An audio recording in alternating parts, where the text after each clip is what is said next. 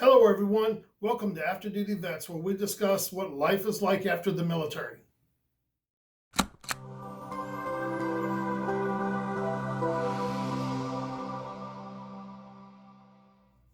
Hello, everybody. It's Bo. Today, I want to talk a little bit about civilian leadership.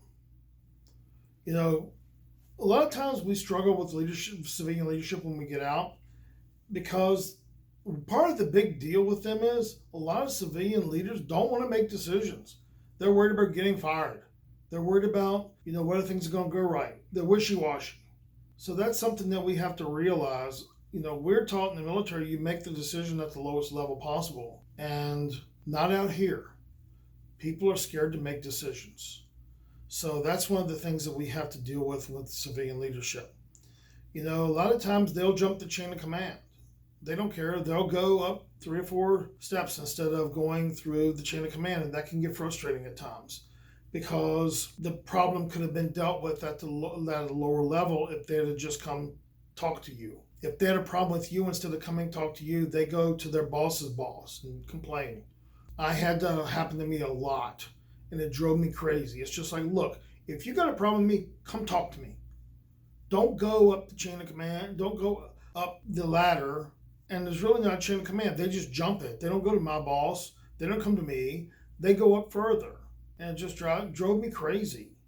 And they really don't understand our culture and why we're so persistent about the way we look at things.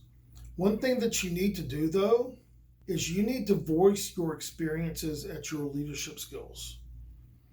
If nothing else, the military has good leadership skills. Some people are bad at it, but we still have them. So voice your leadership skills. Take control. Take charge if they'll let you.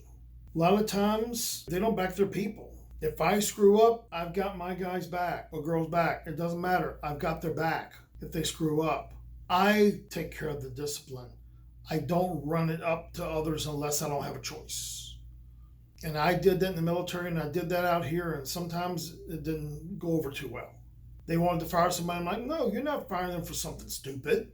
Oh, you need to fire them. No, you're not firing them. Out here, you don't have that.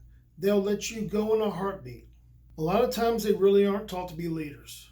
They're given the position because of who they are. And they like to blame other people instead of taking responsibility for their actions. When they screw up, they don't take responsibility. A lot of civilian leaders don't. And I'm sure that I'll get a lot of flack for this, but I don't care. I have come to the conclusion that a lot of people do not take responsibility for their actions. If I screw up, I will be one of the first ones to tell you that I screwed up. This is what I did. This is how I'm going to fix it. That's how I used to approach everything. Not out here. It's not going to work out here. They want to blame somebody else because they're always scared that they're going to lose their job because they screwed up. A lot of people have a lack of respect. They don't respect even the position. So that's a big problem that we have, is people don't respect you. I might not like you, but I still respect you, and they don't seem to be able to do that out here. We've talked a little bit before about how the lines move. It depends on who you are, and that's one of the things that we have to deal with that drives me crazy. And I feel like this is becoming a gripe session, but it's just, these are all stuff that I've talked about to my clients, and they're like, yeah, yep, I struggle with that too.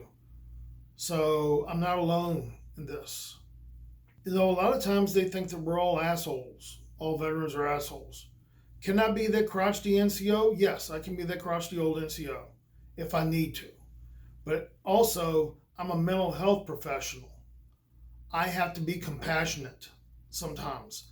I know when to rip out the crotchety old NCO. But I also know when it's time to be compassionate and caring about people. And I had to deal with that when I first got a job here. I mean, my boss came over to me one day, and when I first got hired, he didn't hire me. The vice president hired me of the company. So he was the general manager, and he came over and he said, he used to have a thing. He'd pull up in his golf cart, and he'd pull up and he'd sit there and he'd pat his seat for you to come go riding with him because he wanted to talk to you. And, okay.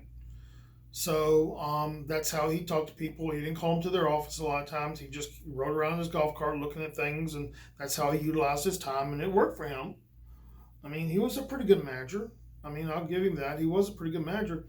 He sat me down and he goes, when I first started, he goes, you can't treat these guys the way you treat people in the military. I'm like, what do you mean by that? He's like, well, you can't be yelling at them. And I'm like, and he didn't understand.